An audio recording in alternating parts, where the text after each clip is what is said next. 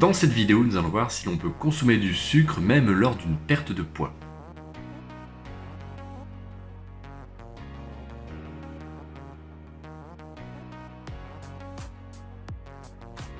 Bonjour, c'est Jérémy, bienvenue sur Foodovore, la chaîne qui permet d'améliorer ta santé et ton bien-être grâce à l'alimentation. Alors en France, il provient principalement de la canne à sucre ou de la betterave. Mais aussi on peut trouver de plus en plus souvent maintenant un petit peu des dérivés comme le sucre de coco, le sucre de bouleau, le fructose. On va pas tous les faire, ça pourrait être un peu long. Ah oui, hein, ils se ressemblent tous, hein. Non, tu te trompes pas, j'ai mis la même photo. Quand on regarde les consommations moyennes, on s'aperçoit que c'est pas anodin en fait. La moyenne veut qu'un Français moyen consomme 33 kg de sucre par an. Si tu divises par le nombre de jours dans l'année, ça te fait à peu près 90 grammes. Alors bien entendu, c'est une moyenne, ça veut dire que des gens bien sûr en consomment moins, mais également plus. Et ça fait quand même pas mal. Alors si on se fie à la moyenne, c'est à peu près, c'est plus de 60 paquets qui sont consommés à l'année comme celui-là. Et là tu vas me dire que tu n'es pas concerné par cette situation.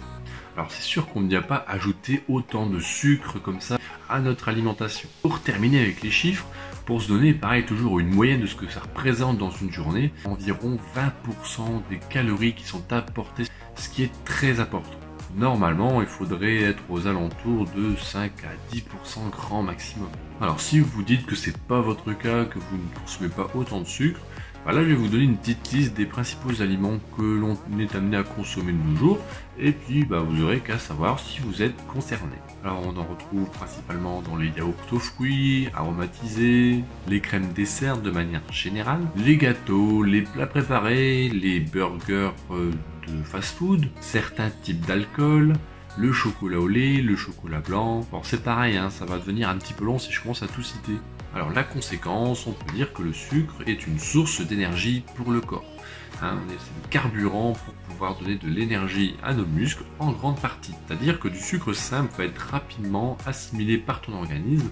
Donc l'objectif c'est normalement de l'utiliser. Si c'est pas utilisé, il va être stocké. Et là je vous laisse deviner où est-ce qu'il est stocké. Le sucre fait partie de la famille des glucides. Et là je t'ai fait un petit schéma pour bien expliquer de quoi on parle. On a donc les glucides rapides, donc tous les exemples un peu que je t'ai cités précédemment. Et ensuite on a les glucides complexes, ça va être grosso modo ceux que l'on appelle plus régulièrement les féculents.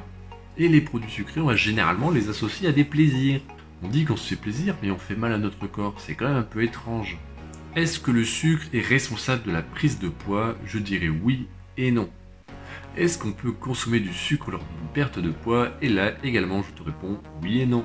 Comme on l'a vu précédemment, c'est l'excès, le fait d'en consommer de trop qui va faire que on aura tendance à le stocker et donc à prendre du poids. Le gros souci avec ces aliments plaisir, c'est qu'ils vont en fait apporter une quantité d'énergie qui sera peu ou pas utilisée, mais ils ne présentent aucun avantage nutritionnellement parlant. Aucune vitamine, minéraux et voilà, toutes ces choses un petit peu essentielles. En fait, quand tu vas le consommer, il va juste agir sur ton cerveau et il va te donner donc cette sensation de plaisir, de douceur, et voilà, en gros instantanément tu vas être heureux de le manger.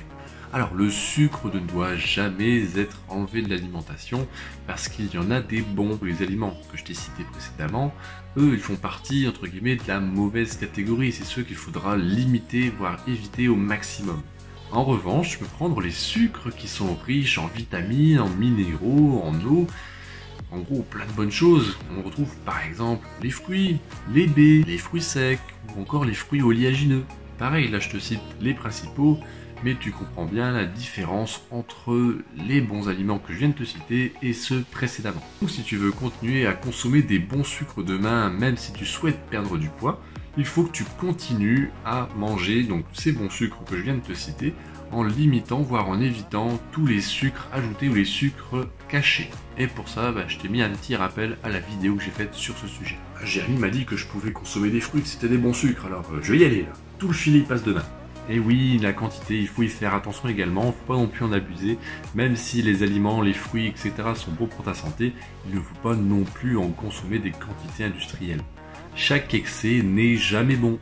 Alors grosso modo, tu peux consommer quelques fruits par jour sans aucun souci. Pour les fruits oléagineux ou les aliments un peu plus riches en calories, tu prends tout simplement une petite poignée, pas non plus, cette poignée là quoi. Tout ce que je te dis là, tu le vois, c'est du bon sens, mais pourtant on a parfois des difficultés à réussir à respecter ces simples consignes. En conclusion, si tu souhaites perdre du poids, tu peux bien entendu continuer à manger du sucre. Tu auras compris qu'il faut juste choisir en majorité les bons, limiter les moins bons, voire les éviter parfois. Vaut mieux se faire plaisir avec une bonne pomme. Ça veut pas dire que tu enlèves ton chocolat blanc à jamais, mais voilà, faut juste en prendre 1-2 fois dans la semaine maximum. Et pas des quantités industrielles. Voilà, j'espère que tu as apprécié la vidéo, tu peux t'abonner si c'est pas encore fait. En bas dans la description, je t'ai mis un lien pour accéder à une formation qui te permettra de manger sainement facilement et surtout tout en respectant tes goûts alimentaires. Pour faire connaître la chaîne à un maximum de personnes, tu peux également partager cette vidéo et appuyer sur le bouton là, le pouce bleu en bas là. On se retrouve pour une prochaine vidéo, porte-toi bien et à bientôt. Certains petits dalles. Et est-ce qu'on le peut? En revanche, tu peux prendre... Vaut mieux se faire plaisir avec une bonne pomme